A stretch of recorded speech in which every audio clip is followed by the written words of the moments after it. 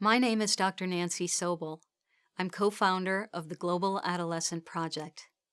While volunteering in Haiti in the aftermath of the 2010 earthquake, we encountered a very courageous 14-year-old girl named Jocelyn. She was living with her sisters in squalid conditions under tarps on a muddy hillside where there was no water source, sanitation, or food. She and her teenage sisters had been orphaned when they lost their mother in the earthquake. Their father had died beforehand.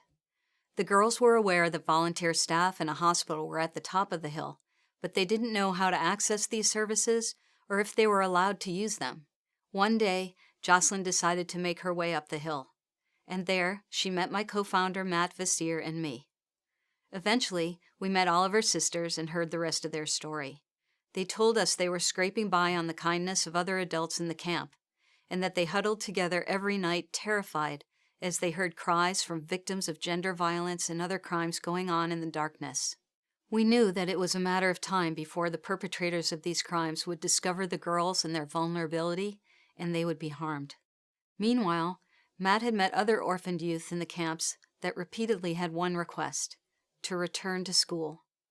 In Haiti, as in many other third world countries, the availability of public education is very limited. Matt had been gathering cash donations from other volunteers and had been piecing together tuition for some of these kids. When Matt and I met each other and Jocelyn's family, we knew more had to be done to protect them and to help them enroll in school and prepare for their future. Coincidentally, a group of Irish midwives had just completed their volunteer service, and as they were departing, they handed Matt all their cash. It happened to be the exact amount required to rent a small apartment and relocate the girls.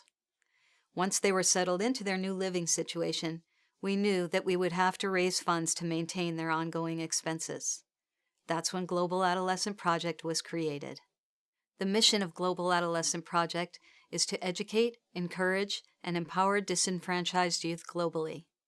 As we've enrolled the kids in school, we found that we needed to widen our services, so we now provide shelter, clothing, food, skills training in peer relations, career development, and resilience training. In other words, a path so that our kids will have a future.